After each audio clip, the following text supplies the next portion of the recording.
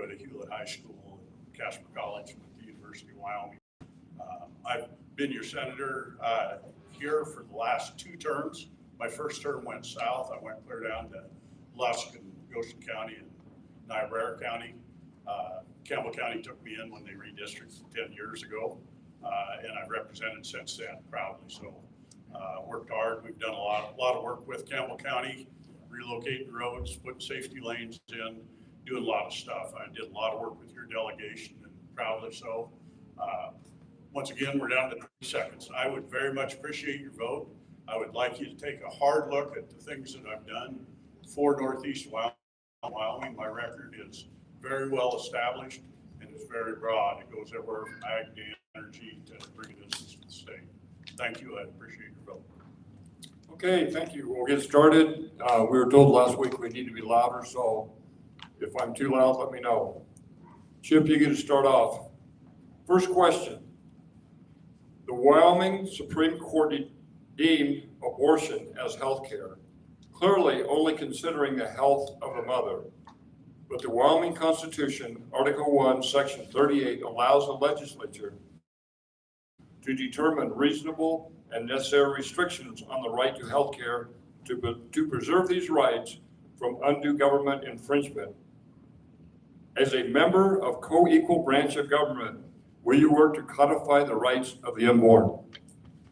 Thank you for the question. Absolutely, I will. I've been a champion for pro-life cause since I've been in and I'm sponsored on multiple. Oh, that does make a big difference. Okay, sit this right on my chin. Yes, no question. I believe that Article 1, Section 38, subpart C clearly says that the legislature has the right to restrict those rights. I think our last Supreme Court decision clearly rejected or ignored that portion of our legislation, of our Constitution. You know, one ironic part of this that just amazes me as we've seen these decisions come down. Do you know that in state statute in Wyoming, that if a woman is killed in an accident, whether it's accidental or intentional, and they find out that that woman was pregnant, and it has no consideration of gestational age of the baby, whoever that person was that caused the loss of the life of that mother will be charged with a double homicide. So already we have in our state statutes the recognition of life. At no point of determination of gestational life. If that's not a baby, then why would that person in statute have the responsibility to be charged for a double homicide? And that's what is so ironic to me in the decisions from the court. We clearly are a pro-life state. I have fought diligently for pro-life issues. I am maybe what my opponent will tell you is it's my way or the highway. Ladies and gentlemen, I would ask this question. When did your life begin? When did you truly become a human being? Was it when you drew air outside of the womb, or was it when you were conceived? I do believe and will fight, continue to fight, and my record is clear on pro-life, and I will continue to fight for it. Thank you. Thanks. Thank you. The answer is yes.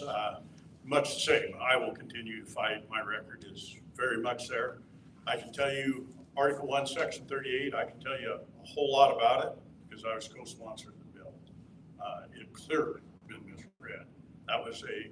I did 2 constitutional amendments as a freshman legislator, right to hunt, fish, and trap, and Article 1, Section 38. And it was very clear that we intended for the legislature to be able to further regulate on that end of it. I think we've got a number of cases going forward that the courts, it's going to take some time to sort them out correctly. You're going to see it come that way, and we will continue to legislate until we get it correct. Thank you. Chip, you got anything you want to argue about?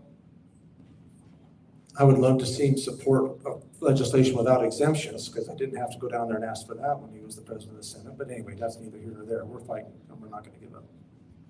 Thank you. Mr. Driscoll, this is your question.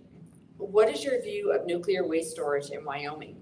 Is this a matter for the legislature to decide, or should the people be allowed to vote on it? You know, on that end, I think it's probably a combination. People are going to speak up. The jury's really out. I am anti-nuclear waste, particularly from out of state. Anything that comes from out within the state, we have some nuclear stuff floating around. We really need to be educated with honest facts to what's actually out there and what's actually possible. At this point in time, blanket no's are not the answer. We need to actually learn what it is, learn what the risks are, and figure out where we're going forward.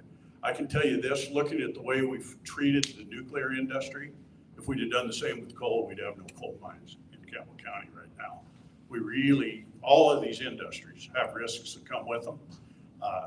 I think they need weighed out and looked at, and you need to look at the risks and the benefits. The flip side of it is I really do support the manufacturing industry as far as the nuclear end of it. The building the reactors has nothing to do with waste, and I support it wholeheartedly. Good representative and I, producers of uranium yellowcake up in Crook County at Estrada about 2 weeks ago. Wyoming's uranium in and out. There's a lot of uranium around. It's all a matter of being properly educated in what is safe and what is unsafe. And yes, the people play a role in it at the end of the day. I would absolutely have to say that it is the will of the people to decide what they want or don't want to have in this state. We've been waiting for a national repository to try to be able to come up with some kind of a storage mechanism for nuclear waste. I've had long conversations with folks that have been wanting to come in here earlier, that were here earlier, trying to basically offer, the ability to be able to produce some of this. And that was the discussion. Why can't we build the process here? Is it necessary that we store the nuclear waste here? I guess the biggest difference for me between coal and nuclear waste is nuclear waste, the half-life of it is, thousands of years.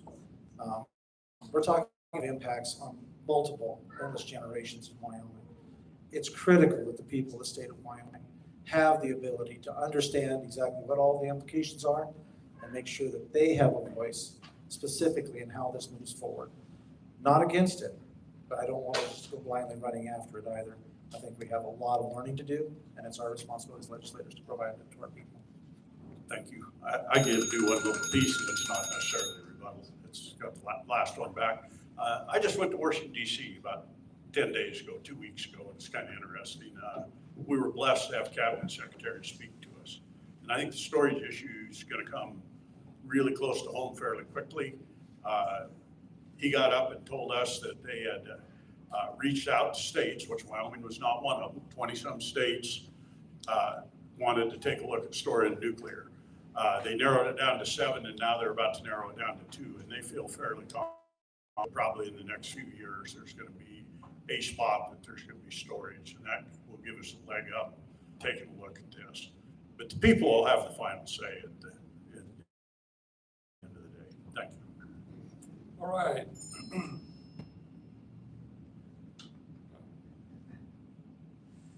How will you balance Wyoming legacy industries with green energy? I'm sorry, Ogden, you're. He was on nuclear first. Okay. Okay, could you restate the question? Don't matter to me. Could you restate the question, please? Sorry. How will you balance Wyoming legacy industries with green energy? Okay. I don't have a lot of enthusiasm for intermittent, expensive power. Coal, oil, natural gas have led the way for clean, reliable, affordable, dispatchable power. That's what keeps this country driving. I had a conversation on the radio here the other day. What do you think about this? And when the sun goes down, something else is going to have to take up the slack. When the wind quits blowing, and it doesn't always blow in Wyoming, we've got to be able to consistently have power at our dispatchable ability. That is where we're at. Coal, oil, gas provide that. Potentially nuclear, depending on where people are at on that. That's another thing that's coming down the pipeline. As far as balancing between wind and solar and what we've got, I don't believe there is a balance. I think when you've got to take so much money away from industries that are actually generating revenue and growing and doing the job and providing baseload power to be able to subsidize others, what are you doing? I mean, it doesn't make a lot of sense. If you want to go in and put in a wind farm, that's fine. Go ahead. That's your deal. Nobody's going to stop you from doing that. If you want to put on solar, I think that's great. Go ahead. As far as us as a state in Wyoming, we sit in the position of providing energy for this nation. energy is national security. As we see our people across the seas in China and elsewhere building coal-fired power plants one a week, and here we're not developing our own. When we have people come here and wonder, why aren't you guys building more coal-fired power plants? And we don't have a good answer except that regulation, and there's this drive to push more of a Green New Deal. Okay, so you all know, I am a climate denier. This is a bunch of nonsense, and we've got to stay with what works, and we know what works, and we're the best at it in this country, and that's Wyoming, and we need to continue to do what we do best, and that's provide power. Thank you. Ivan? Thank you. I'm all in on Legacy Industries. I've been there. My track record shows that, we have gone above and beyond working with coal, oil, gas. Actually, a big part of my living came out of the oil and gas field. I sprayed weeds for a lot of years in Campbell County, actually statewide through 4 or 5 states. But our Legacy Industries is what's built this entire state. I will continue to support them. As far as other ends of energy and how they come, I don't think it's the state's job to create a policy that creates a level playing field. It's not up to us to decide who comes and who doesn't come unless they're damaging our environment. It is up to them to do it, but they have to stand on their own. I am 100% against subsidizing anything green to encourage them to come in. Whatever we've got legacy-wise in the legacy industry obviously needs to stay. They've built it. And by the way, every taxpayer in Wyoming, our taxes are paid for by those legacy industries. They aren't paid by us. They're paid by them. And I will support them till the end of my life. I'm very thankful. Thank you. Chip, you have a rebuttal? No, he's on the right side of it for me. It's all right, go ahead. Well, all right then. So does the process for appointing judges need revision? We see all of the crazy decisions that are being taken from the legislature into the judicial branch. If you think so, how do you think it could be improved? From the legislature into the judicial branch. If you think so, how do you think it could be improved? Absolutely, we've got to reform a little bit how our judges are. I'm not positive on that end of it. We've delved into it, but we've got some real problems in the way our selection process has happened and gone on. The committee, the way it's done and the way they're picked, really leaves us kind of hanging out there. And we're going to have to find a way to work through. There's 3 or 4 models out there. None of them fit Wyoming very well, in my opinion.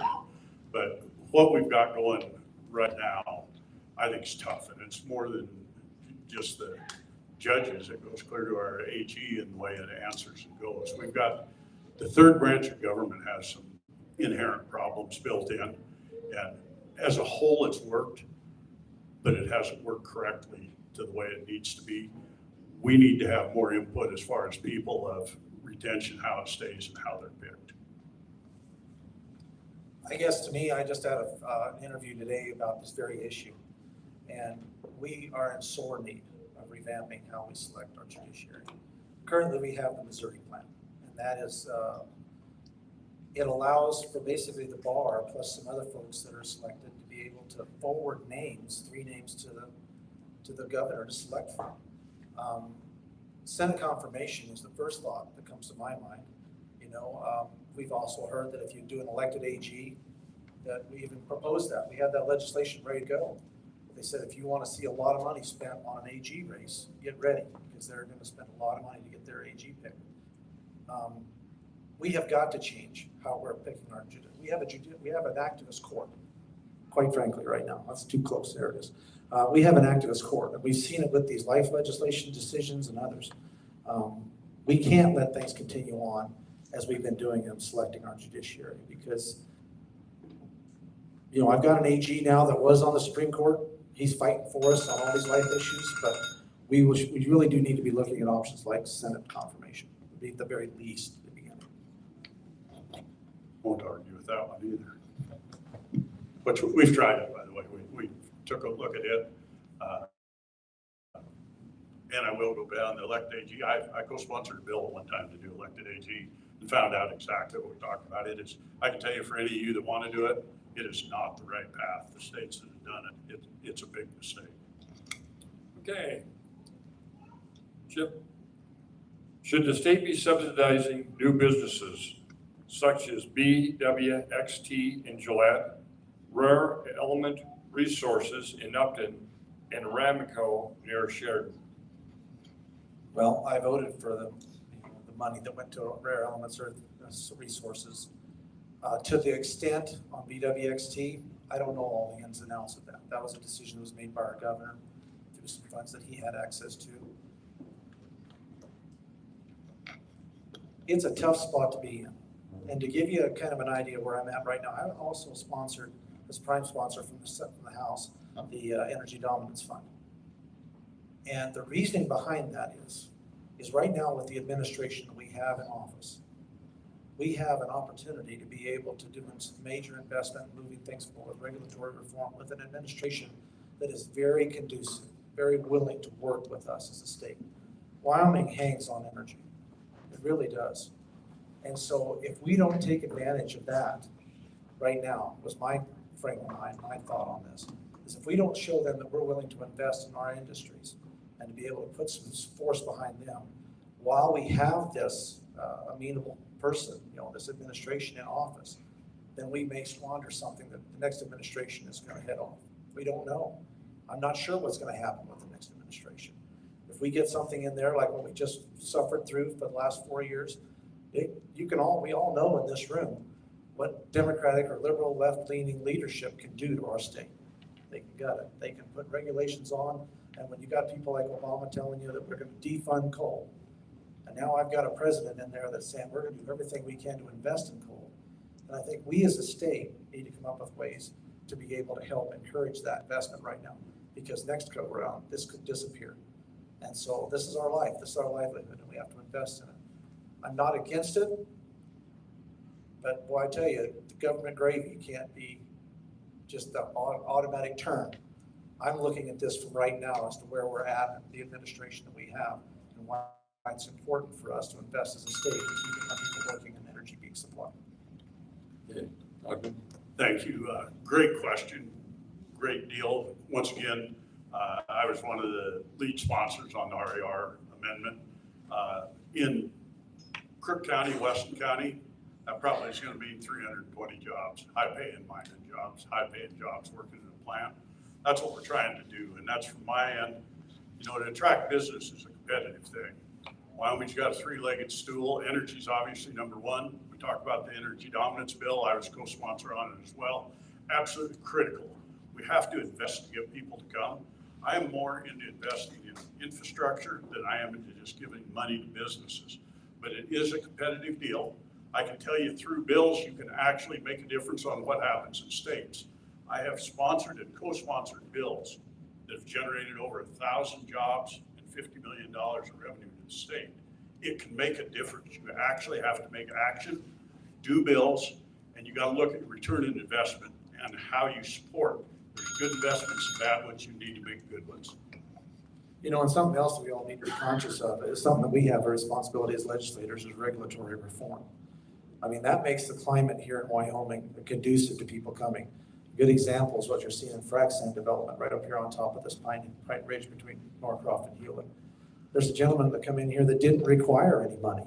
He didn't ask for any money. He came in off his own dime because we had something here in Wyoming that he needed and our industries are needing. He didn't ask for any money. I talked to him personally. He said, nobody offered it. Nobody dangled it in front of my face. He said, you had what people needed and our business was working to do that. And he said, and I've worked in multiple states, all over this United States. He said, Wyoming is one of the best climates. He said, there's some things you can do. Transportation was one thing he said specifically and how we manage transportation. But he said, this is the best state he's ever worked in as far as business availability and opportunity. And so that's something we also have to keep in mind is that we're trying to grow this state. That doesn't necessarily always have to be because we dangle money in front of your face. It's because we got a good place to do business. This year, in the Wyoming Republican election, there are multiple races with many candidates. Several winners will take their seats, winning just 20 to 30% of the primary vote. Are you content with the current primary election process, or would you support a runoff election if the primary winner has less than majority of the votes? Do you think that voters will be satisfied with the status quo? No, they're not gonna be satisfied with the status quo, and the answer is yes, we do gotta try reform. I can tell you, the two of us could spend 30 minutes on it. We both sat on a committee together, went back and forth. We looked at everything from runoff elections to do it. It gets really difficult when you start getting into our timeframes on the primaries, the runoffs, and the time, so that we don't end up with candidates that just run year round. We actually kind of ran into it this year when we did some of the stuff. We keep backing it up, and you tend to end up with, any of you get tired of listening to presidential elections happen for 18 months? Well, kind of part of this is we got to figure out how we can pick our winners, make sure that they're actually the winners out of the entire group, and they're voted on by the people without having so many elections that people aren't showing up to vote for them. It's going to take a lot more. It's a very contentious issue. And it's one of the ones I'm going to tell you, it won't go away, and it probably won't get solved fast. That's not a great answer, but it's one that's, it's the honest fact of where it's going to be, I believe. I ran runoff elections. I started with that when I was a freshman legislator. Tried and brought it to committees in an effort to try to see what the kind of support was from the different legislators. Hit a wall there. Ran it as your Speaker of the House. We got it passed last year. Got it through the House. It died in the Senate. The reality of it is, ladies and gentlemen, is that Wyoming is a supermajority Republican state. Our elections are going to take place in the primary. That's just the way it is. When you've got people, and the last time we had, for governor as example, our current governor, Mark Gordon, won his primary with 34% of the vote. So that tells me that 66% of the people in the state of Wyoming were interested in someone else. I think we have a responsibility to the people of the state of Wyoming to make sure that if somebody who's going to win the election, it needs to be 50% plus one. And that's a runoff election. I'll sponsor it again. I've got it set up. It's ready to go. We passed it once already. We worked it in the House. We got it corrected. I've worked with the clerks. They said they can do it. I think we owe it to the people of the state of Wyoming to make sure that the people that we're electing have a majority of the folks in the state support.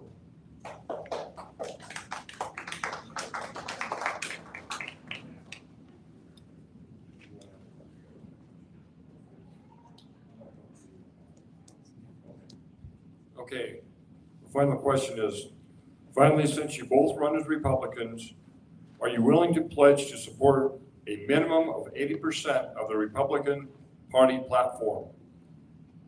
We will ask you to sign to that effect, and you may have a minute to elaborate on this topic if you like. Chip, you're up. 100%. I mean, I hand out GOP platforms when I run. So that's the reason I'm a Republican, is I put the R behind my name because I believe and agree with what the party platform says. It's brought on by the grassroots Republican conservatives in the state of Wyoming, and that's why I wear the R. I mean, it's, you know, and here's the other part of this, just quickly. When you talk about the 80%, this has always been a hang up that I've had with this. Okay, so you only have to do 8 out of whatever, 80%. What is the 20% that you're not willing to support as a Republican? If you support everything but life, does that make you a Republican?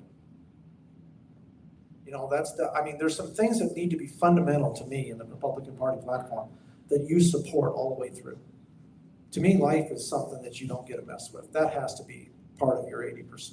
You know, there's some other things you can probably work on, but there are some things on that platform that I think definitely have to, if you're going to call yourself a Republican, you better be helping working for your basic support. Thank you. I'm a lifelong Republican from conception. I will tell you that.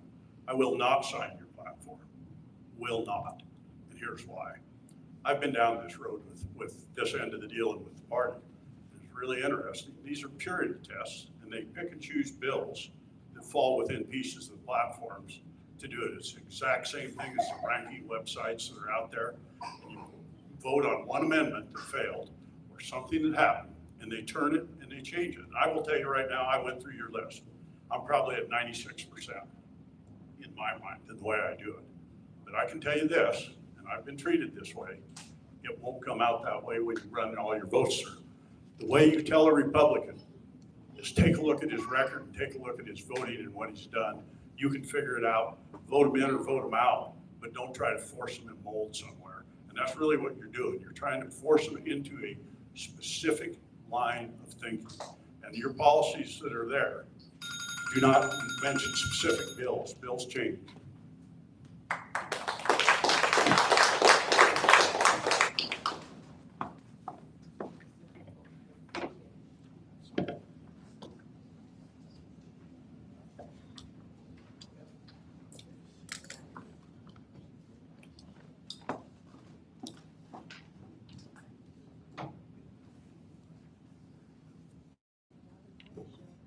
All right, that's the end of our first debate, so thank you, gentlemen, we appreciate it. We'll have a 90-second close if you'd like to, and our first closer is Mr. Driscoll. Thank you. I probably won't use it all up. I just would really appreciate for your vote. I very much appreciated serving you. I would ask you to take the time, and it's what a good voter does, to really boil down and digest what's happened the years that I've been in. And I think you'll find that Senate District 1 and primarily in Campbell County is better off. There's more jobs, more income, and more things happening, and it's proven. It's not a iffy deal that I'm giving you a promise. It's something that's actually happened, worked on the ground. We brought businesses in. We've worked hand in hand with your people. I would like to continue to do that for the next 4 years. Thank you for your vote and your time. Yeah, I too would just like to thank you for coming out tonight and appreciate the support we have for this event. I too seek your vote. I seek your support. I am offering my time and services to be able to be a representative for you in the Senate. And I appreciate Campbell County. And to give you an idea of how much I appreciate Campbell County and what you people do and the people that you select, if you will look around at my group, as Speaker of the House that I selected, most of my chairmen, or many of my chairmen, lead people that I rely on the most come from Campbell County. I've got a corporations chairman sitting right here. I've got an appropriations chairman sitting right here. Abby Angelos is also on my appropriations team. She is also one of my chairmen for school facilities. All the way through, Campbell County and the people that you elect are people that I can rely on. And I have handpicked these folks to be able to be the people that I shoulder with to be able to get the job done. And we got the job done. We talked about tax relief, we got it done. We talked about pro-life, we got it passed. Now, if we got to deal with an activist judiciary, we'll do that. But in order to keep this ball rolling, I need your support to be able to go down and work in the Senate and be as effective as I believe I have been in the House. I'm less than 6 years into my political career. Now, to say that I can't get along with people and work with people doesn't exactly hold and wash with me. Otherwise, how would you make it from a freshman legislator to majority floor leader at the end of your second year and a Speaker of the House when you're fourth? I would appreciate your support. Thank you very much.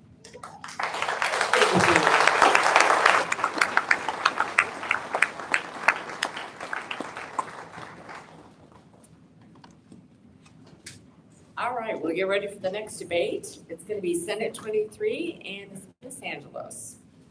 Actually, it's not a debate, but she's taking questions, so we appreciate that.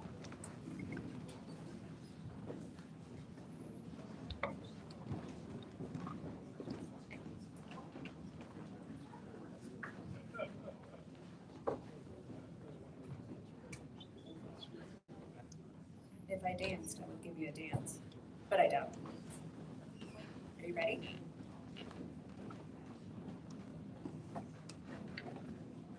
And if I could remind the audience too, no applause, no response, please. We're trying to keep this just nice and even professional. Thank you. All right, so Ms. Angelos, a 2-minute open from you. Thank you. Thank you so much. Thank you to the Republican women and Campbell County Republican Party for putting this on. I hope they can hear me. And I appreciate all of you coming out. It's so important to be educated. I am seeking your vote for Senate District 23 to continue the promise that I carried out in the House of Representatives.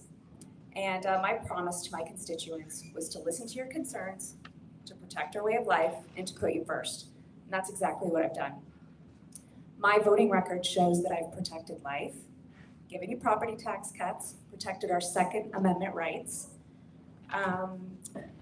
added fiscal restraint to the budget. And I know that's a huge one here that we really want to see that People stand up to overspending. Election security was huge too. I want you to know that my agenda is you. I don't get an agenda handed down from a large corporation or an outside interest group. My agenda is always the people and what the people want. And so that's my promise to you in the Senate, is to make sure that you're first, you're heard, and the people get to make those decisions. I think that's so important, and sometimes it's lost in politics. It can get to where you want to do what you want to do and not what your constituents set you down there for. I'm always open, transparent, and I promise to take that to the Senate, to always hold you first and you protect your families, your way of life. That is one thing here in Campbell County that we value.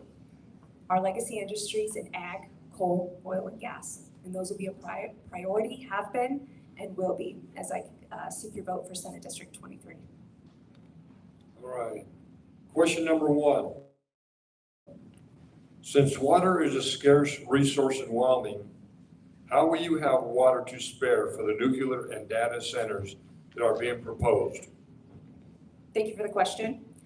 Water is scarce, and we always say in the legislature, you'll hear us say that water is gold. It's more valuable than gold in the state of Wyoming. I think that's a hard question to answer. I definitely will protect our water. It's valuable, it's precious, and you can't get it back. I think the concern that I have with the nuclear and with data centers is we don't know how much water they will use. That is a concern. That's what I hear from you that are messaging me and calling me, is how much water are these exactly going to use? And that's something that as a legislature, we need to make sure is protected. We have clear, concise answers, whether they're going to be using water to cool, or are they going to be using a coolant in a closed circuit system. I think those are issues that we need to address as a legislature to protect. Water is so scarce, and so we want to make sure that we protect it, we get answers, and I'll leave it at that. Sharia law has been established and is running civil courts parallel to our judicial systems in Texas and other states. How should Wyoming proactively prevent this in our state? Thank you for the question. So this, we actually had a bill for this in the House that I voted on, voted to prohibit Sharia law in the state of Wyoming. It did not pass. I don't even think it made it through introduction, actually. And in a budget year, you have to have 2/3 vote, and it didn't pass. But it's something to be aware of. Texas is having this issue. Sharia law is a law system. It is not a religious system, and it is something that contradicts our own Constitution. You're free to practice your religion, but you're not free to impose your ideas of government that trump our Constitution. And so it needs to be banned. And if it's an issue that we have here in the state of Wyoming, we'll continue to do that.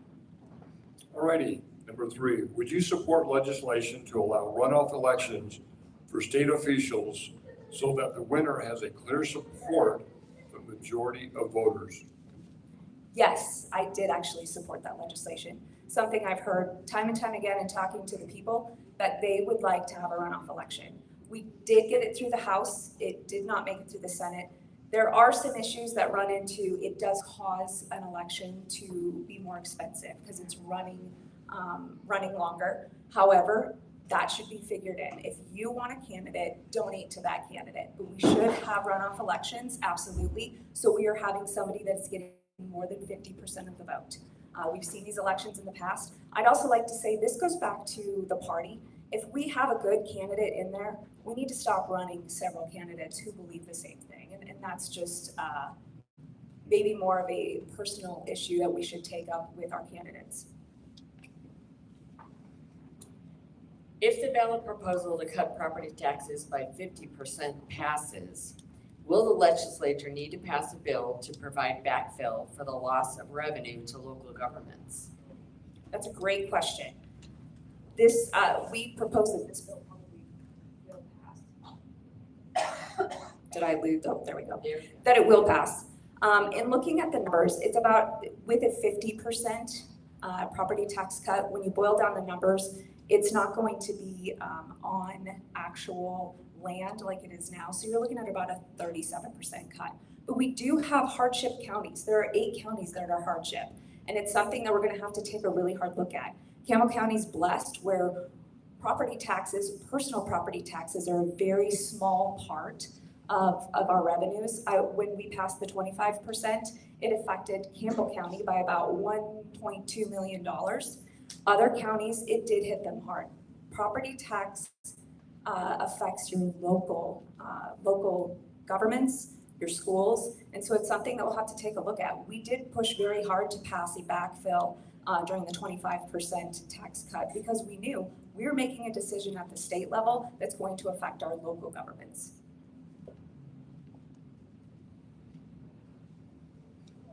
The legislature provides funding for the University of Wyoming. How can you encourage the university to offer useful programs and degrees that keep the graduates within our state? Thank you for the question. I worked on this in my committee this last year, and it was something that was brought up. We have degrees that are either useless, like ecofeminism, that kids can't even get a job when they come out, or we have degrees that are very low performing. They just don't have enough kids in those. We actually did ask the university to identify those. They're supposed to give us an account of that by December to the Joint Appropriations Committee, and that's something that they are recognizing too. Should we waste money on degrees that aren't doing anything? And we're hearing from our own parents and people who want to send their students down there that, hey, look, I want my kid to go down there to take a job or to get a degree that they can get a job for when they come out, not something that is useless. And so we have done that. We should have a report in December, and I'm looking forward to hearing from them. Is there a topic that we haven't brought up yet that you would like to discuss? It's a wild card. It is.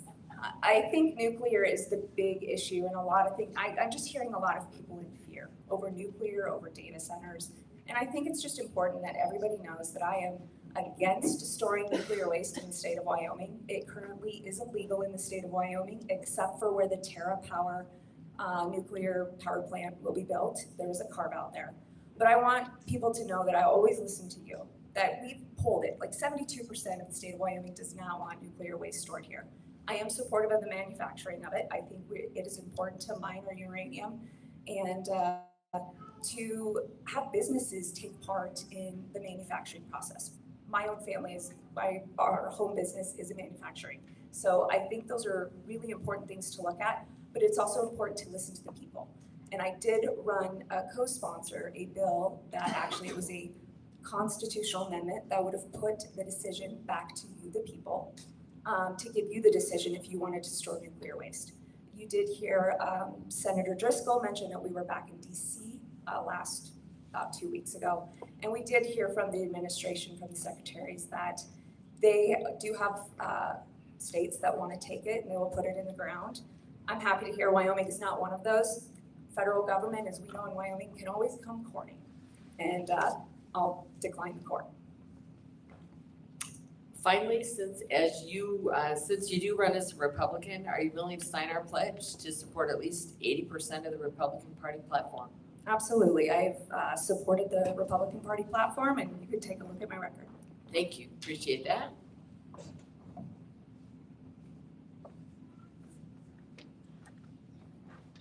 Okay, after this, we will switch out, and our next candidate is for House District 32, and it's going to be Mr. Clouston.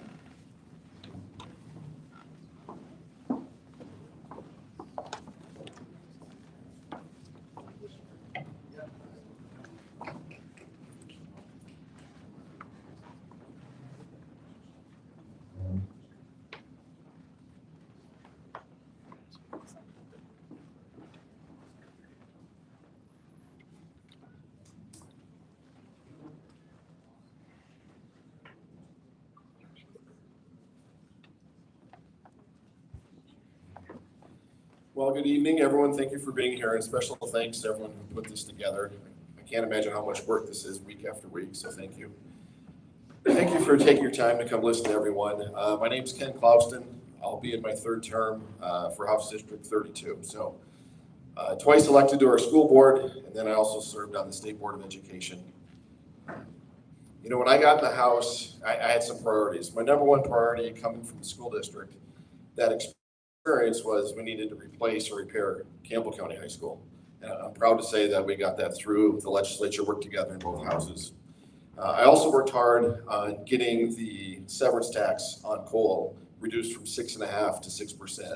And what that did, it made it equal to oil and gas. It saved our local coal mines about $9 million. And it put it on fair footing. And then one of my big priorities has always been healthcare. Healthcare is so important in Wyoming. It's getting more and more expensive. You know, with the change of the big beautiful bill, we have a lot of people that are no longer affording health insurance. So my legislation is really ran on trying to increase the number of providers in Wyoming. I ran a bill that we're going to open a physician assistant school at the University of Wyoming. We already have the nursing school there, and the first 2 years of medical school are there. So the faculties are there, the facilities are there. It only made sense to open a PA school and try to get more providers. You know, over half our primary care now is delivered by physician assistants and nurse practitioners. And then I worked on several pieces of legislation trying to give our providers more time, decrease the administrative burden on our providers, allow them time with their patients and not sitting on the phone talking to somebody out of state and try to get them to approve what a trained, skilled physician has already seen as appropriate. So the good news is there's several other states looking at Wyoming and looking at these laws. So just thank you.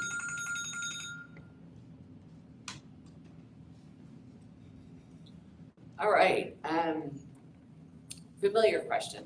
Since water is a scarce resource in Wyoming, how are we gonna have water to spare for nuclear and data centers that are already being planned and brought here? Yeah, thank you. So last year, the Wyoming legislature appropriated extra funds to hire more water attorneys just to protect our Wyoming water. We all know this is a problem, the scarcity. You're gonna have to look at individual communities and what their ability to provide that water is. You know, I know recently in Cheyenne, they said they can handle more data centers because they have 2 trillion gallons of water underneath that they can access. But not every community in Wyoming can do that. So I do believe in local control. I think each county is going to have to look at their own situation and then also look at the energy that goes with us. When we are in DC, Secretary Wright and the Secretary of Commerce both said data centers are good. They're going to go somewhere. We need them for liberty. Take advantage of them. But their suggestion is that we put tariffs on them. You know, charge those people 10% more For the legislature, the inner workings of a private organization. Would you support repealing the statute that limits the party's free political speech? Yeah, thank you. I mean, touchy subject, right, in this room. You know, we have a current law, and I know we have to abide by that. But like that law and other laws, I think they all need to be looked at. You know, what is the current system? Is it working well? Can we improve upon it? So I'm not going to give you a yes or a no on that question. I think it needs more discussion. I'm glad it's been brought up, and I think we need to continue to investigate it.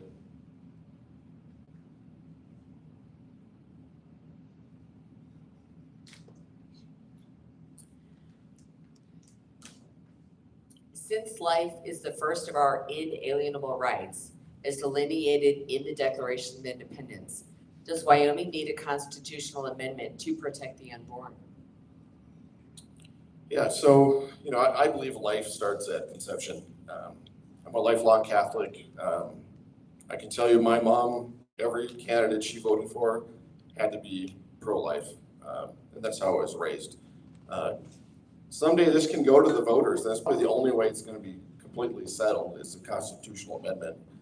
Now, people worry about that because all the abortion supporters are going to spend a ton of money in Wyoming and try to get that passed that will no longer be a pro-life state.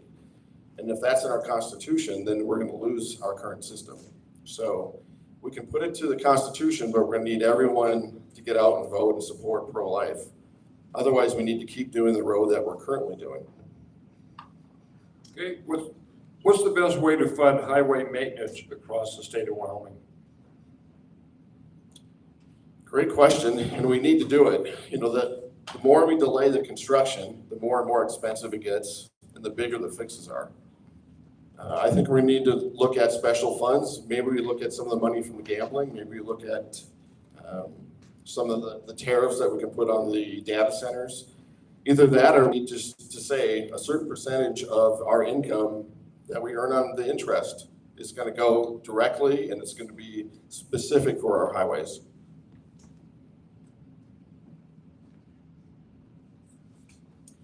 What is your position on the privatization of public lands in the state? Please elaborate. I think the question is great to ask. I can't imagine we'd ever give it up. You know, the only time that we've given up is we sold the piece out in Jackson for a great amount of money, and it still benefits the public. We sold it to the federal government, but we put the stipulations on what it could be used for. I don't want to see our public lands being sold to private funds and then we lose our public access. So I'm a firm believer in our public ground.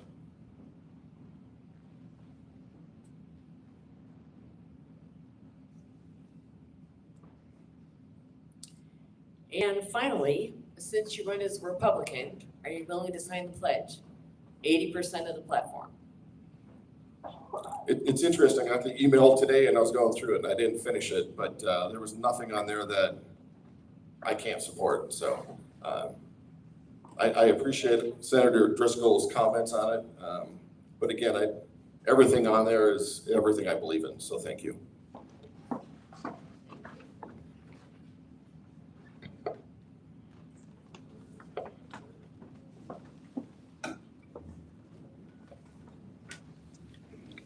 I'm going to be skipping out. My wife has her 125th family reunion over in Deadwood I'm going to drive to. So her great grandpa was part of the 7th Cavalry, but George Custer left the band behind. So lucky for me, or she wouldn't be here. So thank you. Well, enjoy. And thanks for coming. We appreciate it.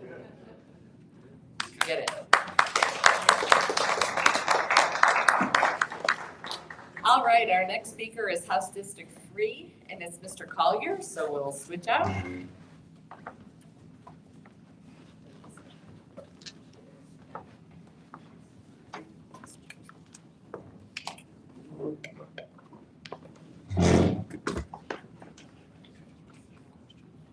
It's Dusty.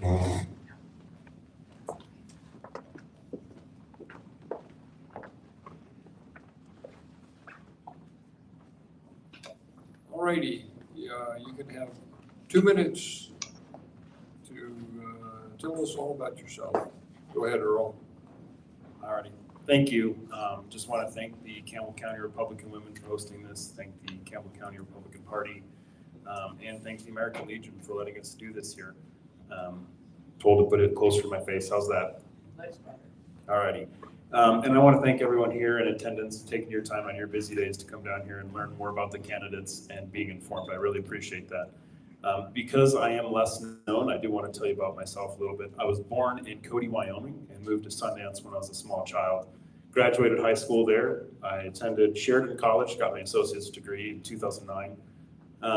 That was a bit of a crisis, so I couldn't get a job. So I decided to go back to the University of Wyoming and get my bachelor's degree in mapping. While I was at the University of Wyoming, I married my wife, Chelsea, who's in the crowd. Thank you to her for her support on this run, and I couldn't do it without her, so thank you.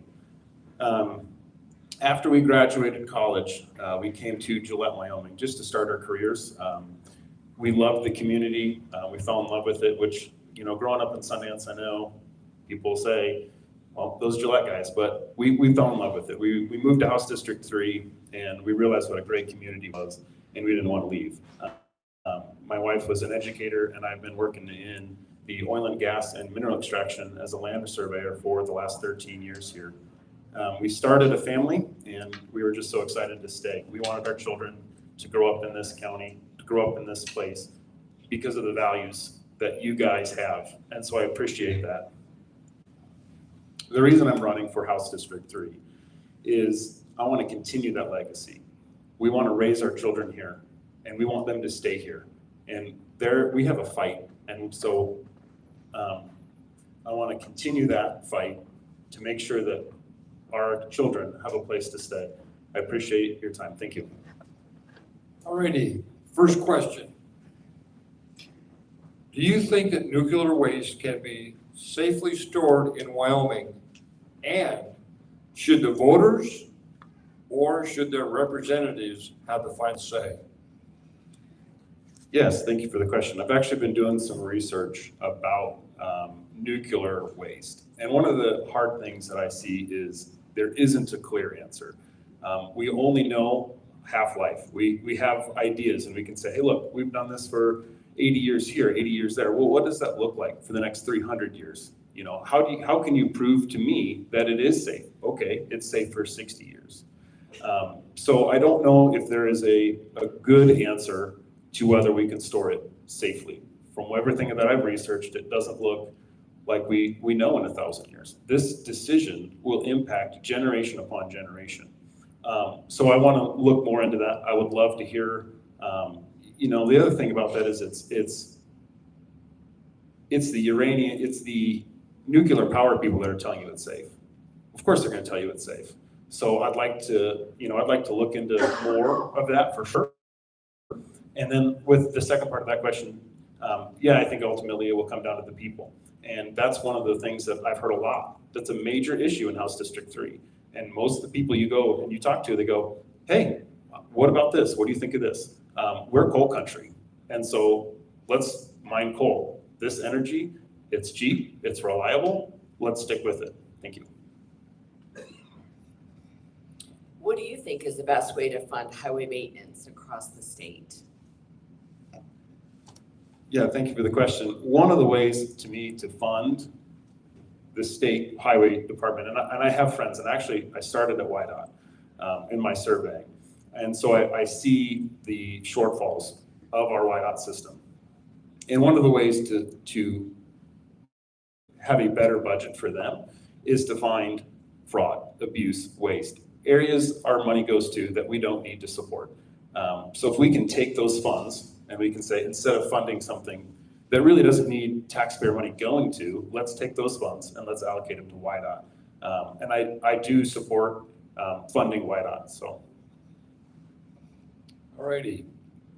Should the state be subsidizing new businesses such as BWXT in Gillette, Rare Element Resources in Upton, Aramco near Sheridan? I don't think so. And actually, we were talking, I think Chip had mentioned that that was Rex Exploration that came in and is doing the sand mine in over by Aladdin. I work for Prison Logistics. We are part of that sand mine. We have a sand mine over there as well. So if it's economical, it's going to happen. You know, we can go to if these companies come here and they need money, well, obviously it's not going to work. You don't need a government handout to be able to run your business. And if you do, it's not feasible and it's not economical. What I would like to see is if we can pass legislation to make it friendly for those companies to come in like this sand mine and say, look, we want your business here. We're not going to fund you. We're not going to give you taxpayer money to come here, but we will be kind in the way we run our businesses in the legislation. So it's already proven. Businesses are willing to come here. Why do we need to put taxpayer money toward businesses that won't make it? Thank you. The courts in Wyoming are deeming abortion as healthcare, clearly only considering the health of the mother. As a member of the House, what do you think is the best way for us to protect the rights of the unborn? You know, we've worked hard, and I've seen the legislation. We've worked hard to get pro-life passed, and I want to continue that fight. I think one of the issues is obviously our judges coming in and saying these things are unconstitutional. You know, as the paradigm shifts and people, you know, I'm told that, oh, people aren't that pro-life anymore. I don't get that. Everyone I talk to, you know, oh, I'm a Republican. Life starts at conception. Okay, well then let's get some bills passed that prove that. I was visiting with a friend. They sat down with me and they said, hey, what's one of the reasons you're running? I said, quite frankly, as a Republican, I'm embarrassed that in Wyoming it's still legal to have an abortion. And I know we've worked hard, and I know these legislators have worked hard, and it's not necessarily their fault, but I want to continue to keep that fight going and not just give up just because it's a difficult fight. Alrighty. Is education adequately funded in the state of Wyoming? If not, what areas do you think need to be addressed? Is education, say that again? Is education adequately funded in Wyoming? Yeah, and I think we did a really good job. I'm obviously not in the legislation right now, but I think we did a good job this last year with the recalibration. We are spending more per student in the state of Wyoming than we ever have. So to say that it's underfunded is just a lie. And so when people are saying that, we can just go, okay, you're lying to me, because we're putting almost $24,000 per student per year into our education system. So I'm not saying that we need to cut funding for the education system, but when people tell me that we don't have enough money for football, it seems like we do. And the issue is. All right, and finally, since you're running as a Republican, would you sign a pledge to support at least 80% of the platform? I wouldn't sign one for 80, but I would do one for 100. If you want to add that, you could just put that percent right next to your name. We'd appreciate it. Yeah, Thank you, sir. I agree with all 23 Republican planks. Those were set by the grassroots, and I'll quit talking. I'm going to sign the sucker.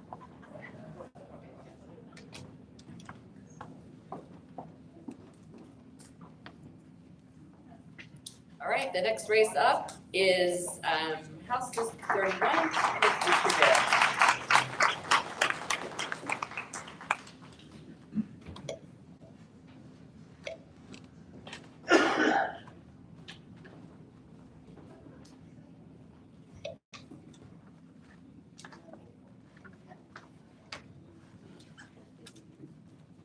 Okay, you get 2 minutes.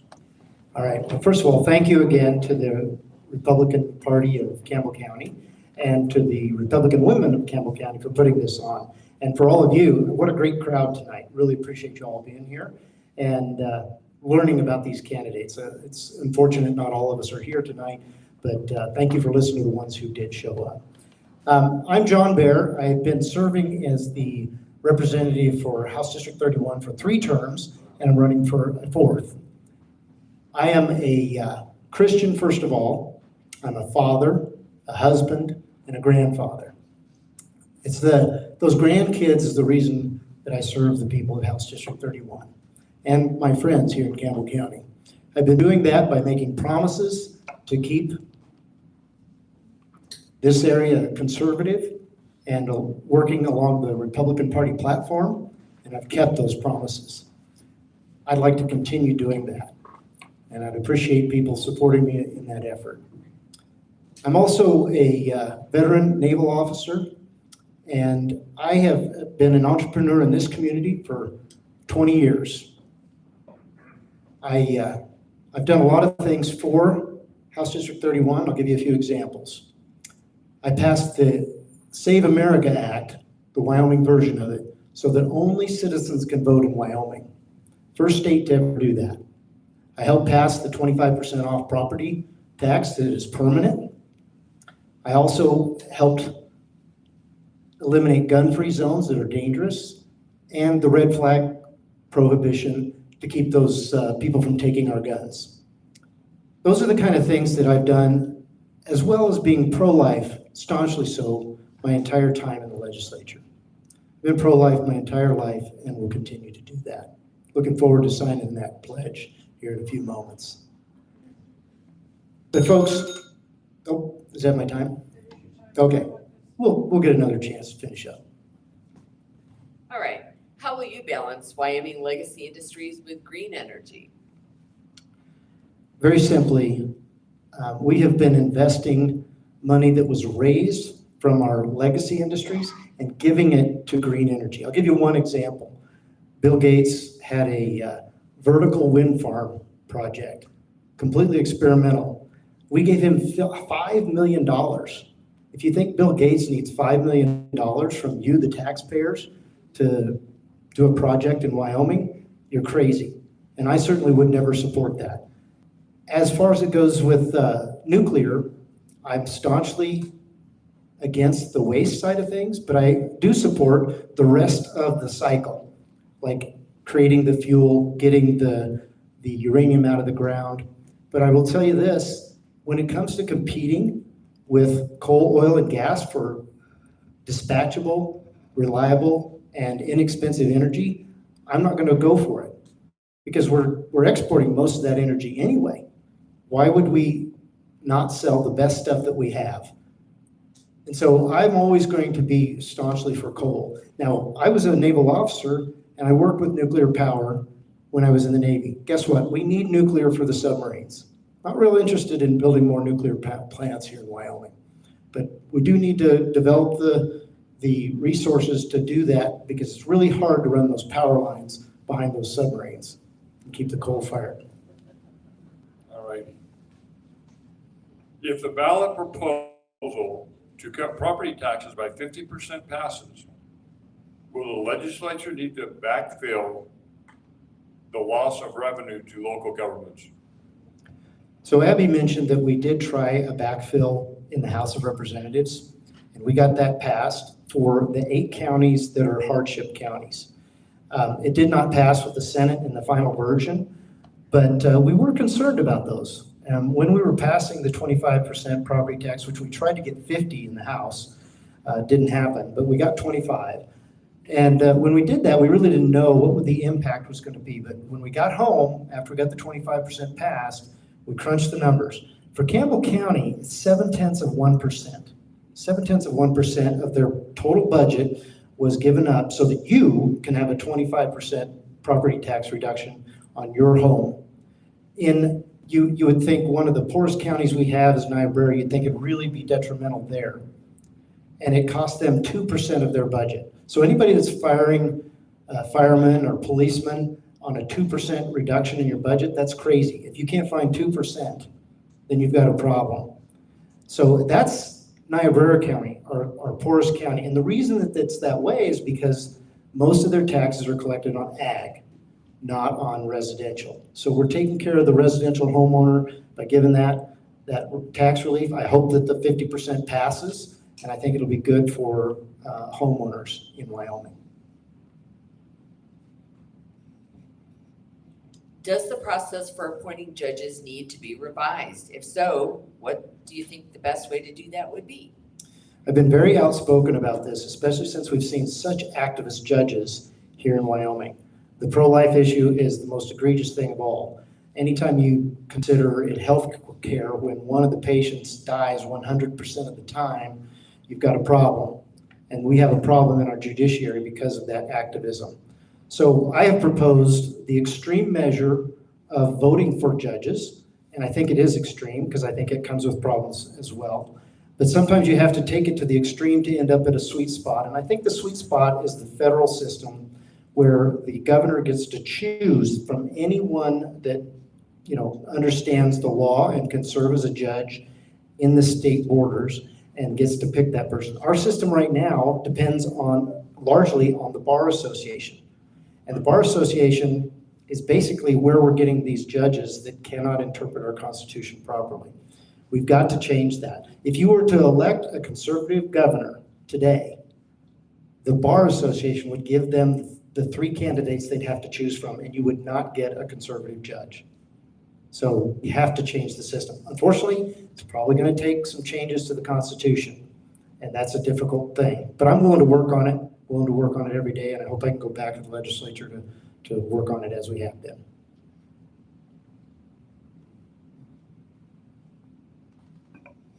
Are Wyoming K-12 schools adequately funded? I really enjoyed the answer that Earl gave on this, because yes, the answer is yes. We have tried this recalibration for 15 years. It's supposed to be done every 5 years, and it's failed. And this year, finally, with conservatives in the legislature, we got recalibration passed. What would have happened if recalibration had not passed? Well, the judges that we just discussed would be deciding how much we're going to fund our schools. And that creates a huge disconnect between you, the taxpayer, and our education system. That connection is dependent upon your legislature determining how much and who is getting the money for education. But the answer is yes, we are funding it well. We've added $250 million above and beyond what we spent in the last budget for K through 12 education. A lot of that going to the teachers, a raise that the teachers haven't seen, a significant raise in over 19 years. So we're doing the right things, and we've focused this recalibration on the classroom. The most important thing that we do in education happens in the classroom. So I think we're doing the right thing, and we're going to continue working on that to make sure it stays that way. What should Wyoming do to proactively prevent Sharia law in our state? So I think that Sharia law is not just a religion, so you can't just flat say, oh, we need to protect it because of religious freedom. It doesn't fall into that category. The second word is law. So we have a law system. We're all either born into it or moved here and accepted that our Constitution, which I've sworn an oath to many times, is the way we are going to govern ourselves. To allow a subsystem that takes away the rights that each and every one of us has from individuals that live within the borders of this country is egregious, and I won't stand for it. So no, we have to prohibit it, and I will continue to work to do that. Okay, you know the last question. You run as a Republican. Will you sign the pledge? So the answer is yes, I will sign the pledge. But I want you all to know that I have a 6-year record of 100% voting with the Republican Party platform. Proud of that because that's what I ran on. Those are the promises that I have made to you, the people of House District 31, and those are promises that I've kept, and I will continue to keep those promises. Thank you. Thank you. So our next debate is House District 52, and it's Ms. Bowler and Mr. Fortner.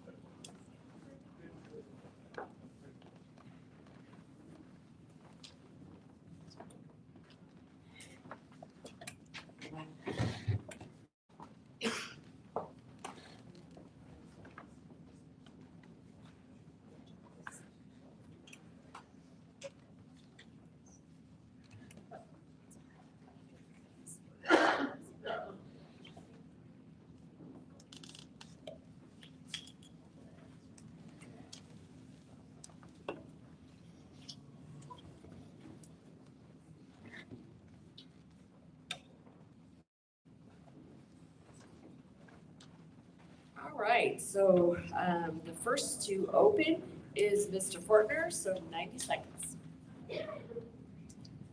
Thank you all for coming to listen to our speeches and what we stand for. It's very important when you make that choice at the ballot box. I'm a 5th generation native, been here all my life. I'm a coal miner, oil field, and gas producer worker. I worked in all 3 fields. I've accumulated over about 45, 50 years worth of labor in those between me and my 2 brothers. We've got close to 100 years in the fossil fuel industry. You could refer to me as Mr. Fossil Fuel. That's what they could put on my name tag in Cheyenne if you happen to let me. I'm a constitutionalist. I currently have been running as an independent. And the reason for that was I ran steadfast on the platform, Constitution, and the Republican Party. When I ran for Senate, I was thrown under the wagon and run over 2 or 3 times by the Republican Party. That's why I ran as an independent, as for commissioner, and now I'm currently back as a Republican. But I'm not back as a Republican wholeheartedly. I'm a constitutional conservative, and that's what I'll stand on. Thank you. Ms. Bowler. Well, thank you for everybody being here, and thank you for the Republican women and the Republican Party and the American Legion and everybody else that's made this possible for us tonight. Are you saying get it up here? Why are you doing that to me? Okay, there we go. All right. So I'm only a 4th generation, I guess, so this may great-grandparents came here a little bit later than Bill's. Also fourth generation Campbell County native, been married 47 years to my husband, John. We have 3 kids, 9 grandkids, which is one of the reasons, probably the main reason that I'm running for this, because I want to make sure that my grandkids have the same opportunities we've had, and we've been pretty lucky. You know, Campbell County was not always what it is now. I remember when I was going to school, we were one of the poorest school districts in the state, and I went to a rural school up north, Little Powder. We had a lot of our books that were discards out of Montana. So, and guess what? We're still smarter than the kids in town in Montana. So, other than that, I'm a nurse. I have had Tender Care, which is an in-home and home health business, for almost 20 years. John and I have also worked in industry as we had a reclamation business, and then he was a blaster for 4 years. So I have a good cross section, I think. I also worked for the school districts for 8 years. So do I know all the answers? I don't even know the questions after tonight, but I think I can work with everybody. All righty. Bill, you'll start off. Since life is the first of our inalienable rights, as delineated in the Declaration of Independence, does Wyoming need a Constitution amendment to protect the unborn? First of all, when Thomas Jefferson wrote the article, or the Article of Independence, life, liberty, and pursuit of happiness. Those aren't the same definitions that we pursue today. Life back in that day was considered at birth. It wasn't considered a conception. Thomas Jefferson said, when you evaluate the Constitution, evaluate it in the air that it was passed, in the pretense that it was passed. So with that being said, the only way to go after abortion is to do an amendment to our first, or do a amendment to the First Amendment of the United States Constitution that protects religious rights. That's the separation between church and state right there. So you got to amend that to take care of pro-life problems. Thank you. Okay, Rhonda? Well, you know, I've been pro-life all my life, basically, since I was old enough to find out what abortion was, and was appalled. I worked with Birthright, which was basically kind of like what our Women's Resource Center is now, where you counsel young women that were thinking they needed abortion, and we tried to convince them they did not. I've also worked with Right to Life for years. I'm absolutely pro-life. I can't even imagine not being pro-life. Not real sure that the amendment is the best way to go. I think we just need to continue to fight where we're at. The one thing that I want to bring up, though, that I've thought about over the years is we've had the same hang up on exemptions forever. In the meantime, let's say we have 100 abortions a year in Wyoming, just for ease. 98% of those are because it's just not convenient right now to have a baby. 98% of them. If you want to maybe go, give them 97%. So 2% of those abortions are exceptions, maybe. We're letting 98 babies die a year because we're fighting over 2. Are those 2 important? Absolutely. I say let's get rid of the abortion on demand for basically because it's inconvenient, and then let's go back and let's work on the 2% the rest of the time, because in the meantime we're losing a lot of babies, guys, and ultimately that is our goal, is to shut down abortion. So that's the way I'd like to look at it. Bill, you got anything you want to disagree with? No, sir.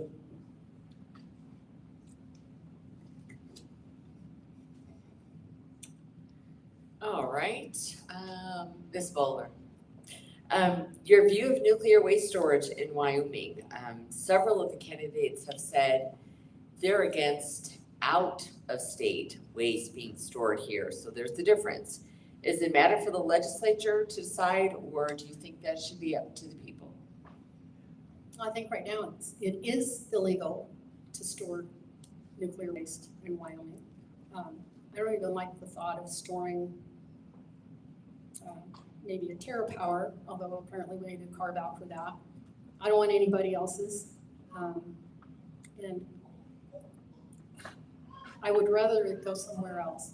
The one thing you have to remember too is the nuclear waste from the Navy and from other places are going through our I-80 all the time. I don't know if anybody realizes that. There's a lot of nuclear waste going to another repository, maybe not a permanent one, but going somewhere else. So we've got nuclear waste going through the state all the time. It needs to be in a national repository. I'm not real sure that I know I don't want nuclear waste in Wyoming, ours or anybody else's. We already have nuclear waste in Wyoming. It's called in situ mining. It's blowing water into the porous rock to get the uranium out and polluting the freshwater aquifers. Once they're polluted, they're designated where you cannot use them for drinking, you cannot use them for livestock. They're basically unusable. And this has been happening for years in Campbell County. We need to stop that process. I'm not for nuclear, one little bit. Go down there and I fight my butt off to try to eliminate what we got started. Thank you. Can I rebut that? Okay. Yeah, we've been mining uranium for about 75 years in Wyoming, and I think that's actually a good, I look at Kirk County, I'm glad they've got some mining prospects over there, because they need some money just like we do. If we do it safely, and we do it like we did with the coal mines coming in and making these companies follow our rules, we don't pay them to come here and let them have their way, but we have them follow our rules and do things safely, I think we'll be fine. And I'm okay with front-end production of nuclear in Campbell County, well, in Wyoming. I don't think we should be subsidizing it. That's the only difference. All righty. Bill, how will you balance Wyoming legacy industries with green energy? Well, like I said, I've never worked in the green energy field, but I have a patent, a wind patent that I haven't got up and running yet. It's for personal home use. I got no use for that. I got no problem with home use of solar and wind. I think everybody ought to have that option. As far as big industry goes, I don't think Wyoming should be investing in anything other than coal, oil, and gas. That pertains to what we got coming with the data centers and that. I think they ought to all be using coal, oil, or gas generated electricity. I believe that solar and wind, on the other hand, provides power as needed with the sun or the wind. It's not sustainable. We could do coal-fired gasification to produce a lot of electricity, a lot of coal that we could never mine for data centers, for example. I'm for replacing all renewables with fossil fuel, or never starting renewables in the first place. Thank you. Go ahead. Can you repeat the question?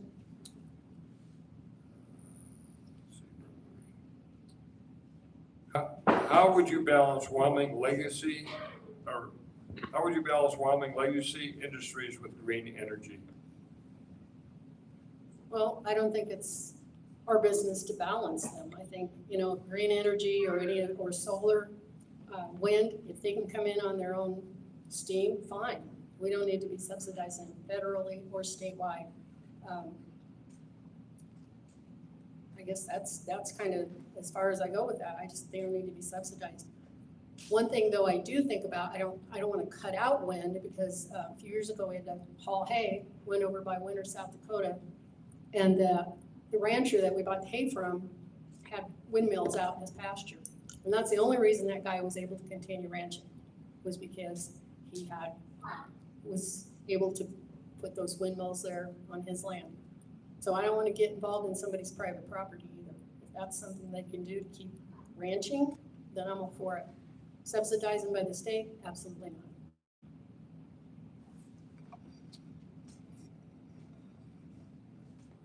All right. So how should we change our process of getting judges? I think so far we've all agreed that what we're doing isn't working. What would you suggest?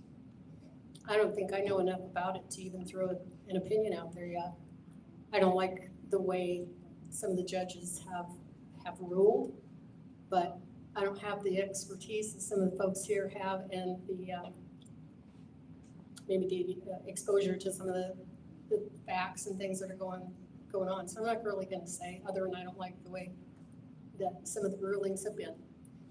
But if I get in, I'll sure look at it and try to work on the better solution. Doesn't sound like anybody has a real good one yet. Thank you. Are we talking federal judges or No, state we're judges? talking in the state.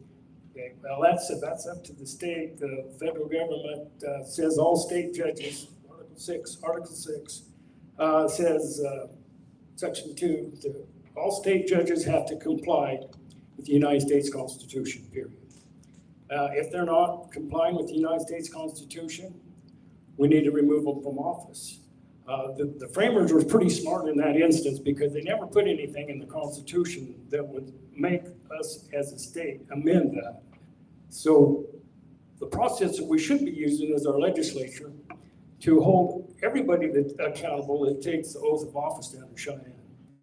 And everybody that breaks their oath needs to be removed from office. That's the removal from office. That's how you stop everybody from taking control and running a party platform. Say the Constitution is the party platform. Hate to break your bubble, but the Constitution in the United States of America is the party platform for America. Thank you. Okay. Start with Bill. What does the future of the Wyoming Business Council look like to you? I don't see nothing there. What do you mean? What does it look like to me? When you take money from the taxpayers and you give it to rich people, that's called redistribution of wealth. That's not a constitution. That's the same thing you have in communism. When you take all the people's money and you give it to rich corporations or government heads. I think it ought to be abolished myself. Wanda? Well, I'm gonna bring it down to the local level. Sounds like a good idea when you try to use it. It isn't, it's not real helpful. So my daughter and I started a home health business, actual home health, not in-home care, a few years ago. And my suggestion was, well, maybe you should go talk to the Energy Capital guys and see what they couldn't do anything. They had no suggestions. It was like, we needed help figuring out how to jump through all the hoops that you have to do to provide a home health agency in Wyoming, which is a nightmare. And a lot of it is federal. But they mostly are focusing, I guess, on industry.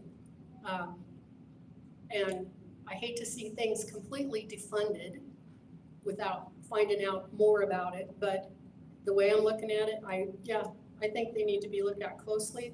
I don't agree with subsidizing any businesses. Nobody subsidized mine, and they're sure as heck not doing it. They're not going to. And I think healthcare is kind of important. So, Bill, you got a rebuttal? Nope, I sure don't. All right, Ms. Buller, are you content with the current primary election process, or would you support runoff elections?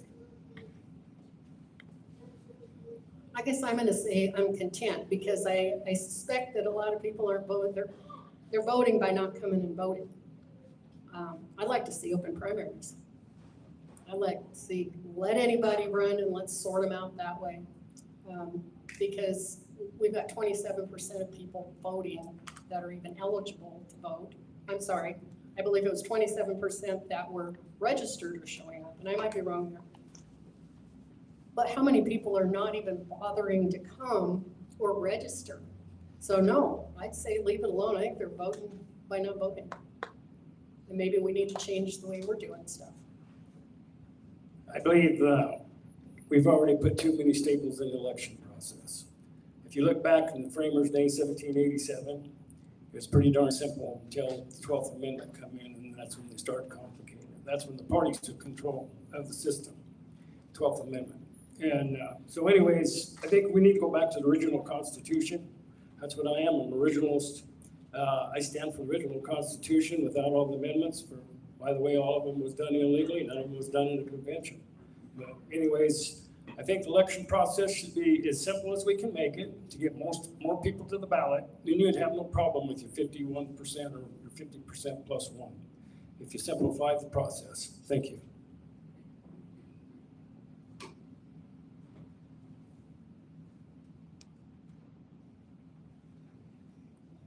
All right, final question. Since you both run as Republicans, are you willing to sign the pledge? 80% of the platform. And let me ask you, is there anything that's on the platform that's not constitutional?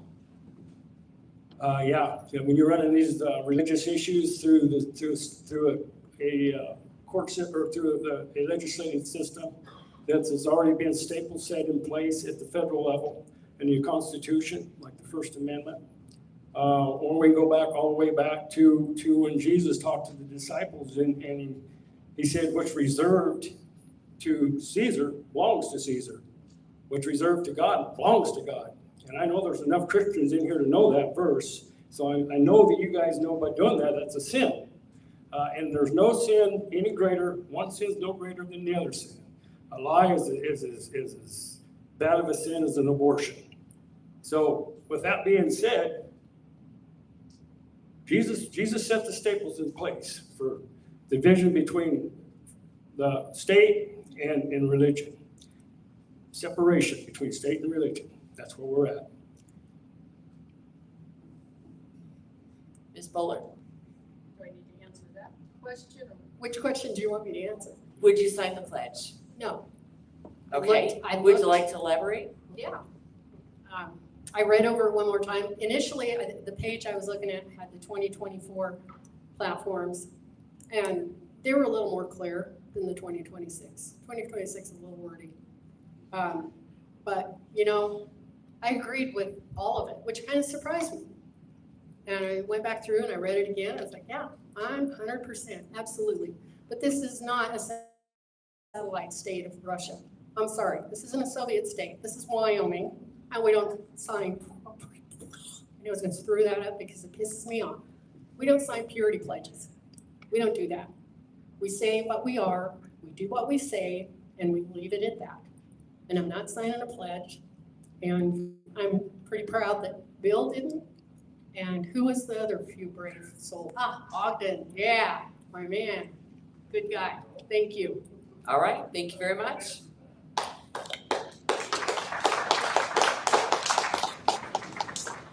All right, and our last debate is House District 53. So Mr. Knapp and Mr. Schurz, please.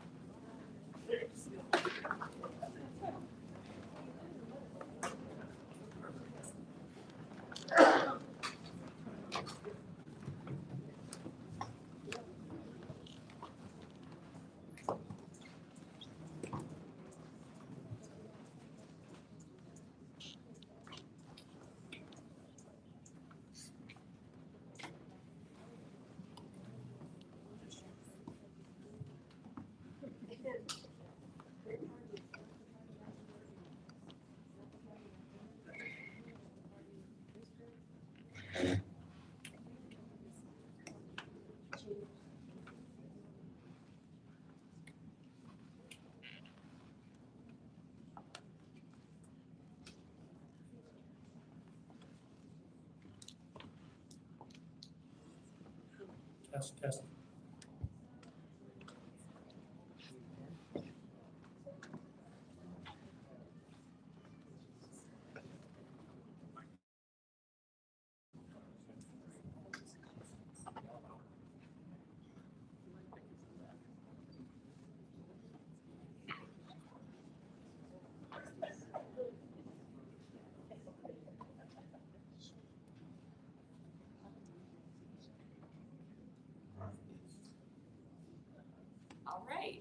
So for our opening statement, Mr. Knapp goes first. 90 seconds. All right, thank you. Thank you for having us here tonight. Thank you, Greg, for coming down to my level. I used to use a cane because I was so far right, but now I'm just fair and balanced. My name's Chris Knapp. I'm a fourth generation resident of Campbell County. Raised my girls here for fifth generation. I've always viewed public service as just that, a service. This is what I choose to try to give back to my country and my community to help Wyoming. This year is going to be important. We're losing a lot of leadership, a lot of people going over to the Senate. You usually lose about a third of seats in the House. So I think it's very important that we rely on leadership. Luckily, I was chosen for leadership and I manage or chairman of the Corporations Committee, which is also elections and political subdivisions. I'm chairman of Management Audit, which this year we took care of a very important issue in Weston County under Management Audit. So that was very good. I also sit on Minerals, Business and Economic Development as a committee member. Used to sit on Travel, Recreation, Wildlife. I hit a couple deer on the way home. They took me off of that one pretty quick. And then I also served on Select Capital Finance. So all these are important only because it has given me such a wide breadth of experience, of testimony, of research into so many issues that involve Wyoming. I was commissioner for 12 years here in Campbell County, and that gave me a baseline to understand how important it was. That was like running 15 different businesses that you had no control over. So I think this is important in leadership coming up for this session. I'm Greg Schurz, and thanks again to the Republican women and the Republican Party for putting this on, and the Legion for giving us this place to get together and do this. I'm a 28-year resident of Gillette. I chose to come here after a 20-year military career, retired as a major out of the Air Force. And I've been a businessman here in Gillette. Went into business in 2005, retired in 2016, and served for 2 years on the Gillette City Council. And I'm running for the folks in House District 53 to be their representative down in Cheyenne.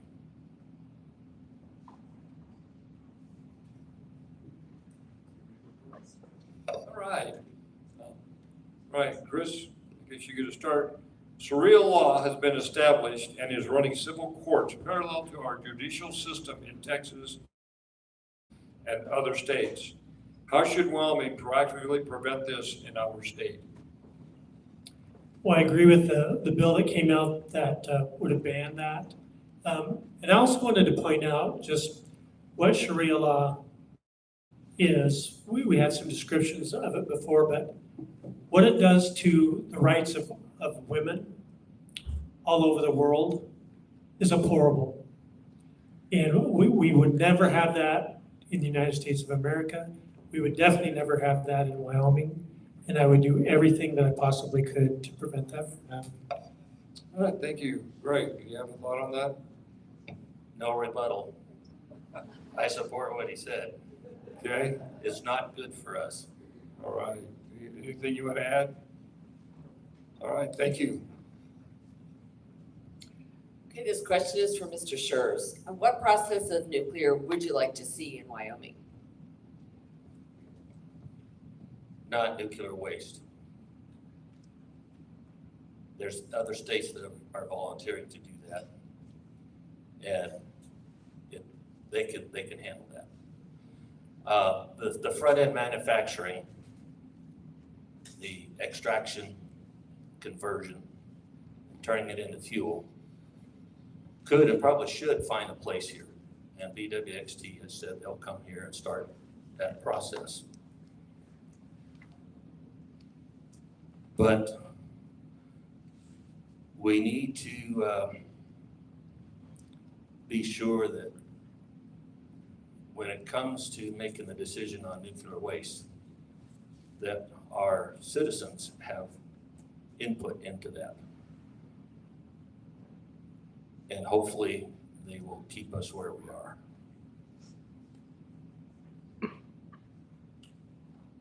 It's important when you answer this question because the nuclear process is a chain. Begins with mining the uranium, manufacturing, and ultimately you end up at the end of the process with waste. Wyoming and Campbell County can take a big part in that nuclear process with our uranium mining, with manufacturing. I'm in no way in favor of giving a single corporation $100 million to do any part of that chain. But it's also important to note that the development in nuclear energy has also been developing the smaller waste, which is higher level uranium than is what is normally found in, say, a big power plant. Those are the important things we need to watch for. Trone is looking at those type of systems. We don't want that in Wyoming as far as the waste ending up here. I'm on the side that Ogden Bristol discussed earlier. We've got a window where we have the opportunity to bring a company like BWXT here. And the funds that we put into that business will get us started in that direction. Okay. Chris, how will you balance Wyoming legacy industries with green energy? I wouldn't balance them at all. We've had a prior administration in Wyoming that was net zero for carbon. They put in regulations that required low carbon. We gave money hand over fist to green energy projects, wind, solar, while our jobs in our industry with coal declined. All because of a thought process that somehow the climate was a concern. Now we're finding out from the UN to everybody else, that wasn't the case.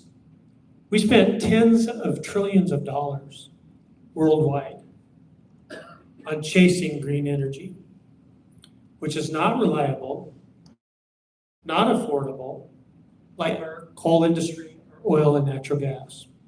So while we have a new administration, it is very important that we get behind this administration, change what we need to in Wyoming, advance our natural resources the way that we have.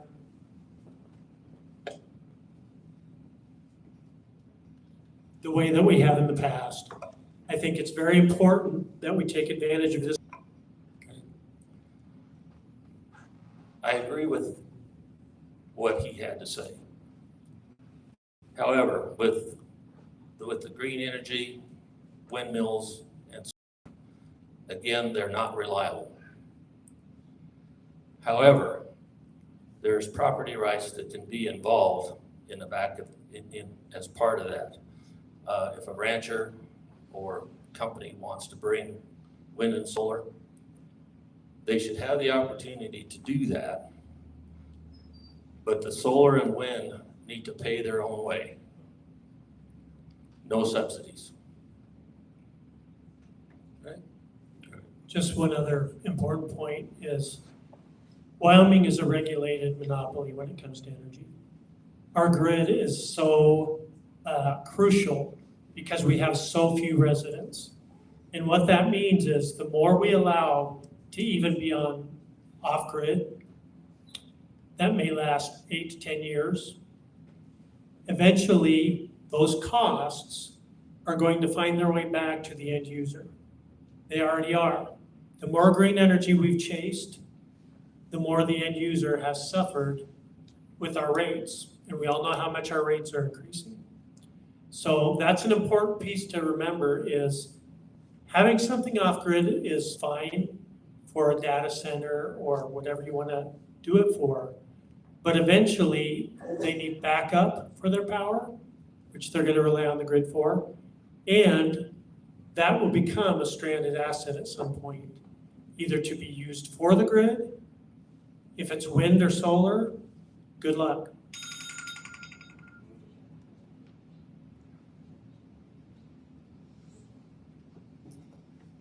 All right, Mr. Schurz, what do you see as the best way to fund highway maintenance?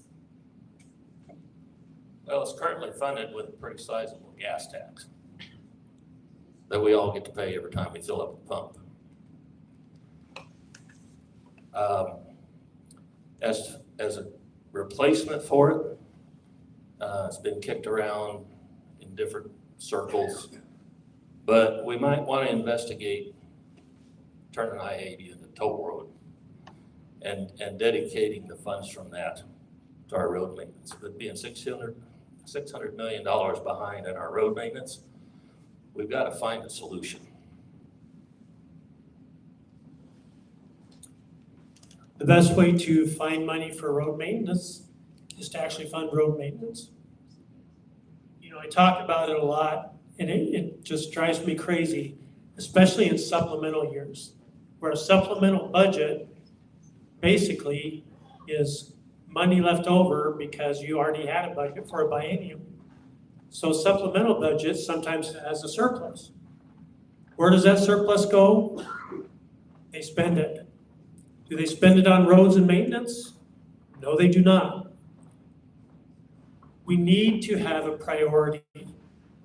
And the priority is, what is government for? Roads and maintenance on roads, to me, is one of the fundamental priorities for Wyoming and for government. It's important not to expand those roadways so that you have a over amount to take care of. But the roadways we do have are arteries. And those arteries are important for people to get around. And so that's one of the functions of government. Okay. Chris, this is a question for you. In your opinion, what is the future of the Wyoming Business Council? That's a good question. This year we had a lot of debate on the Business Council, which was a good thing to have. We talked about consensus dollars, which used to be an amount of funding that went back to communities, both large and small, that would fund infrastructure. It would help water and sewer systems. It would help road systems. It would help communities get ready for growth. What the Wyoming Business Council has done in years is picked winners and losers. The same as the Wyoming Energy Authority. Picking a company and doing an NDA with that company, non-disclosure, to give them money in a grant that we then have to track to see what happened. Was it a success? Was it a failure?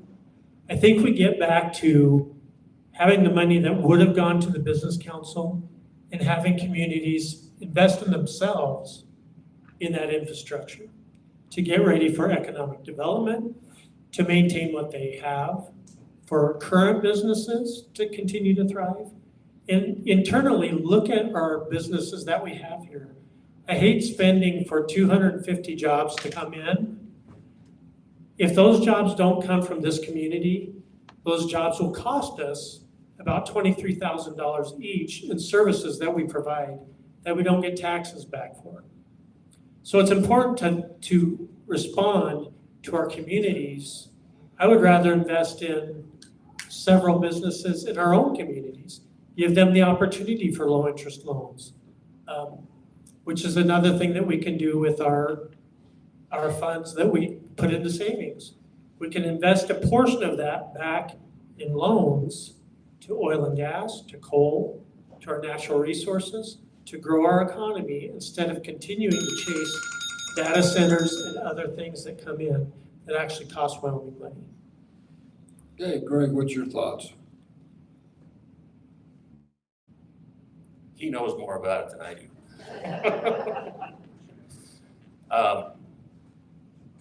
I agree with pretty much everything he said. There are better ways that we should look at to maybe make that investment. Okay, great.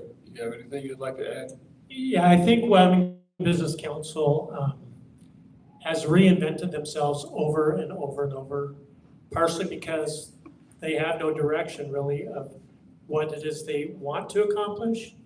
So we have invested a lot of money for very little return. And it was a good discussion to have this year. I know a lot of people were upset, defended it, but it's a good discussion to have throughout our Wyoming communities.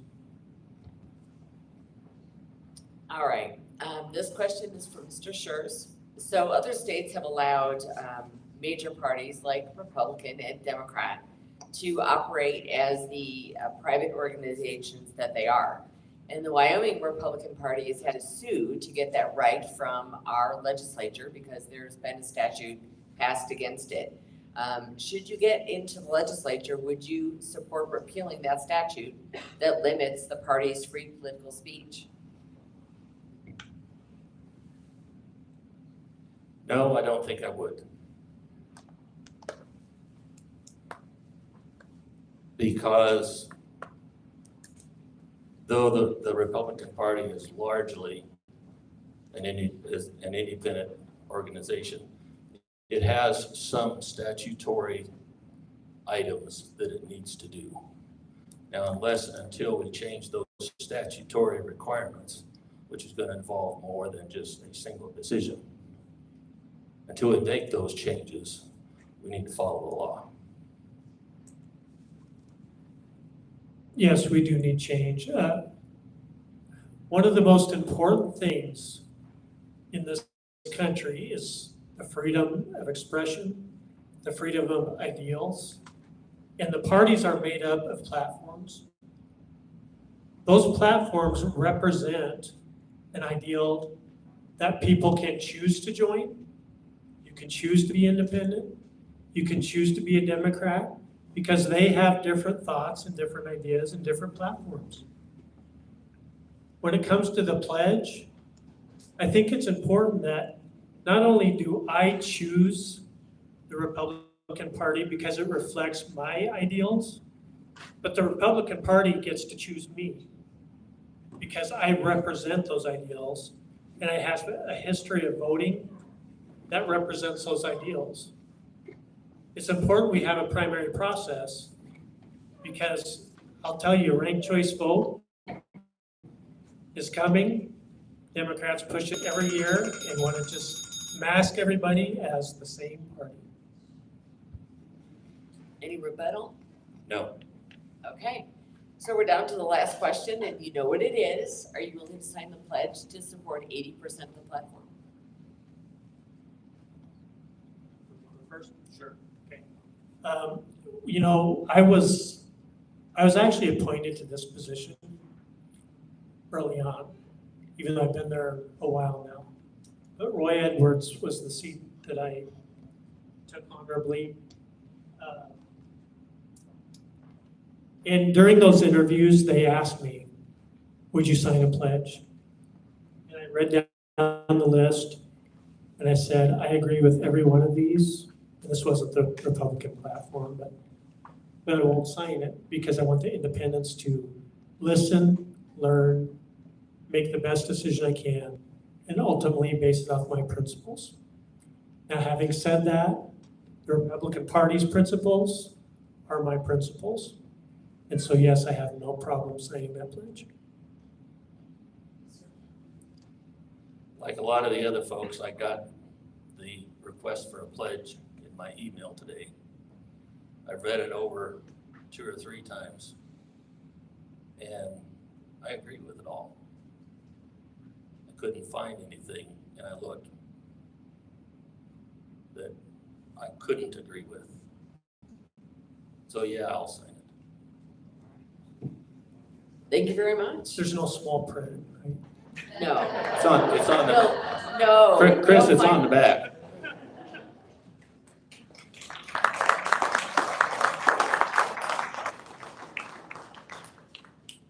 Thank you, gentlemen, very much. And this is the end of our debate. So I do want to appreciate y'all remind coming. you, flag my yard back there, so don't rush out past the table, please stop. And then also if you can help stack the chairs, they just go to the middle. This side goes this way, this side goes